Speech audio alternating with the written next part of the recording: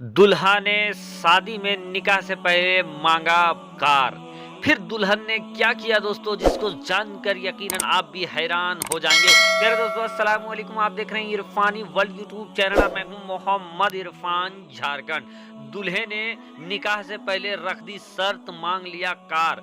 फिर दुल्हन ने ऐसा क्या किया दोस्तों, जिसको सुनकर यकीनन आप सोचने पर मजबूर हो जाएंगे। तो चलिए वीडियो का आगाज करें। उससे पहले आपसे अदबन गुजारिश करना चाहेंगे, अगर अभी तक आपने चैनल को सब्सक्राइब नहीं किया है तो चैनल को जल्दी से कर लीजिए सब्सक्राइब, बेल के बटन को कर दीजिए ऑन और ऑल नोटिफिकेशन के ऑप्शन को दबा ले ताकि आने वाला हर वीडियो सबसे पहले आप तक पहुंच सके। प्यारे दोस्तों, इस समय एक लानत बहुत तेजी के साथ देश और दुनिया में चल रही है और वो है दहेज की लानत।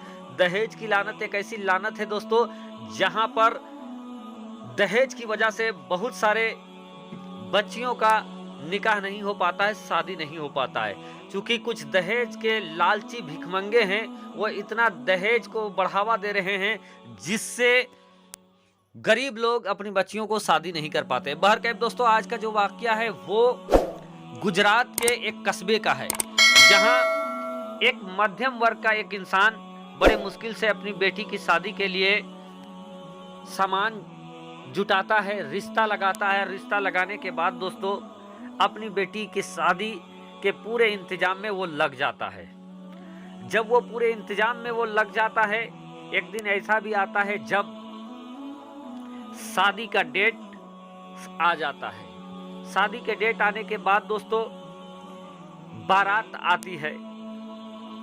घर वाले बहुत खुश थे, लड़की के घर वाले, माँ बाप, रिश्तेदार सब खुश थे कि आज उसकी बेटी बहन आज डोली में बैठ कर जाएगी, आज उसका निकाह हो जाएगा।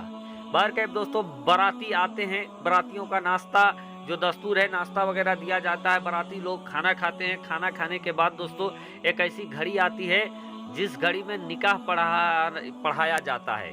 अब काजी साहब आते हैं और काजी साहब आने के बाद दोस्तों जो लड़का है उसके पास जाकर वो निकाह पढ़ाने के लिए उससे कहते हैं। तो लड़का निकाह से पहले एक ऐसी बात कह देता है जिससे लड़की वालों के घर के जो थे उनके पैरों के नीचे से जमीन खिसक जाती है। लड़का कहता है कि हमें दहेज में कार चाहिए और अगर हमें कार नहीं मिला तो मैं ये निकाह नहीं करूंगा। अब इस बात को सुनकर जितने लोग थे, लोग तो जो बस्ती वाले थे वो गुस्सा में आ जाते हैं। लोगों में गुस्सा बहुत ज़्यादा फैल जाता है कि आखिर ये इंसान अगर इसको कार ही मांगना था तो इसको पहले मांगना चाहिए, इस समय ये कार क्यों मांग रहा है, और निकाह से पहले जो कार मांग रहा है तो हम कहाँ से इसको कार दे सकते हैं। बहरकैफ दोस्तों, लोग टेंशन में आ जाते हैं, लड़के को समझाने बुझाने की कोशिश करते हैं, लेकिन लड़का अपनी जिद में अड़ जाता है। अब लड़की वालों के घर में मातम पसर जाता है कि आखिर इस समय लड़की वाला भी उतना हाई फाई नहीं है, लड़की वाला भी गरीब है और ये कार मांग रहा है, तो इसको कार कहाँ से दिया जाए। बहरकैफ उसका बाप बड़े मिन्नत करने लगता है, हाथ जोड़ने लगता है कि कहाँ से दे पाएंगे, लेकिन वो लड़का मानने को तैयार नहीं है। अब दोस्तों इस बात की भनक जो लड़की थी जिससे निकाह हो रहा था उसको पता चल गया कि लड़का शादी से पहले कार मांग रहा है और कार देने पर ही वो निकाह करेगा।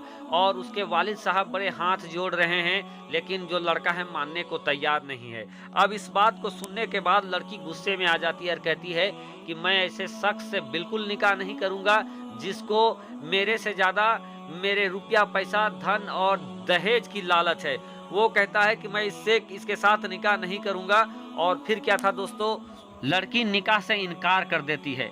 अब ये बात जब लड़की के बाप को पता चलता है तो लड़की के बाप काफ़ी परेशान हो जाती है। वो अपने बेटी के पास आती है और कहते हैं कि बेटी अगर तुम निकाह नहीं करोगे और तो मैं अपने बिरादरी में क्या मुंह दिखाऊंगा, क्या मैं बताऊंगा कि उसकी बेटी ने क्यों निकाह से इनकार कर दिया है। अगर ये लड़का अगर मांग रहा है गाड़ी तो मैं किसी तरीके से इस लड़के को मनाऊंगा और बाद में मैं इसको गाड़ी दे दूंगा, लेकिन बेटी तुम निकाह से इनकार न करो। अगर तुम निकाह से इनकार कर दोगी बेटी तो मैं कहीं मुंह दिखाने लायक नहीं रहूंगा। लड़की मान नहीं रही थी, लेकिन बाप ने बड़े दुहाई दिए, बड़े कसम दिए, तो वो लड़की मजबूर होकर निकाह करने के लिए तैयार हो जाती है। इधर दोस्तों लड़की का बाप जाता है और लड़के से कहता है कि आप इस समय निकाह कर लीजिए और मैं 1-2 दिन के अंदर कहीं से जुगाड़ करके आपको कार दे दूंगा। फिर क्या था दोस्तों, उस लड़के को समझाया जाता है और समझाने के बाद जो लड़का था, जो दहेज का लालची लड़का था, वो लालची इंसान निकाह करने को राजी हो जाता है। और जब निकाह करने को वो राजी होता है, निकाह हो जाती है।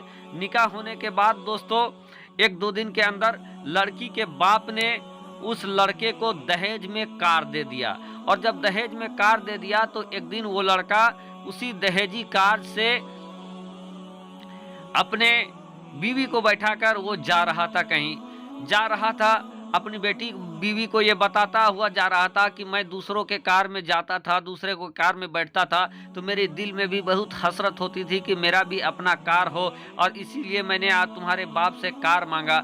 लड़की मन ही मन ये कह रही थी कि कितना नाअहल है, अगर तुम्हें इतना पावर ही था तो तुम अपने से क्यों नहीं खरीदे।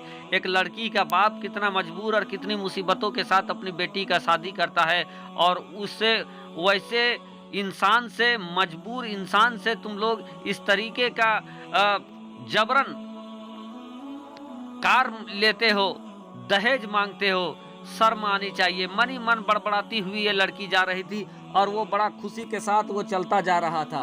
अब क्या था दोस्तों, वो तो बड़ा खुश था और बड़बड़ाता जा रहा था कि अचानक से लड़की और उसके शौहर ने ये देखा कि सामने से एक फकीर आ जाता है। अब जब फकीर आ जाता है, जैसे तैसे वो लड़का ब्रेक मारता है, गाड़ी को ब्रेक मारता है, लेकिन तब तक फकीर आ चुका था। फकीर को जरा सा धक्का लगता है, फकीर जाकर गिर जाता है। लड़की गाड़ी रुकते ही उठती है, उठकर दौड़कर जाकर उस फकीर को उठाती है और कहती है, बाबा आप माफ़ करें, हम लोग बातें करते आ रहे थे और अचानक से आप आ गए, हम लोग समझ नहीं पाए, गलती हो गई, आप हमें माफ़ कर दीजिए। लड़की उस फकीर को उठाकर बैठाती है। इतने में उसका शौहर आ जाता है और कहते हैं कि ये लोगों का ये धंधा है, ये लोग जानबूझकर बड़े लोगों के गाड़ी के सामने आ जाते हैं और आने के बाद फिर ये लोग ये करते हैं कि एक्सीडेंट का नाटक करके लोगों से पैसा ठगते हैं। ये इन लोगों का धंधा है, ये इन लोगों ने ये धंधा बना रखा है, और बड़बड़ाने लगता है और लड़की को घसीटकर वो अपनी गाड़ी में बैठाकर वहां से चल देता है। इधर फकीर जख्मी हालत में था। लड़की को जब उसने अपने गाड़ी में बैठाया तो लड़की उस अपने शौहर को ये कहती है कि सुनिए, आपने उस फकीर को तो बहुत खरा खोटा सुना दिया। उसको कहा कि ये लोगों को ठगते हैं। क्या आपको मालूम है ये लोग किसी से अपना मेहनत करके लोगों के घरों में जाकर मांग कर अथी करते हैं, और दुनिया जानती है कि इसका धंधा है फकीर का। लेकिन आपने क्या किया, आपने भी तो फकीर से कम काम नहीं किया। आपने जबरन भीख में मेरे बाप से ये इस गाड़ी को मांगा है। अगर ये गाड़ी आपने अपने मेहनत के पसीने से कमा कर लिया होता और ये सेखी अगर आप बघाड़ते तो बहुत होता, लेकिन ये भी तो आपने जबरन मांगा है और एक फकीर की तरह ही मांगा है, भीख की तरह ही मांगा है।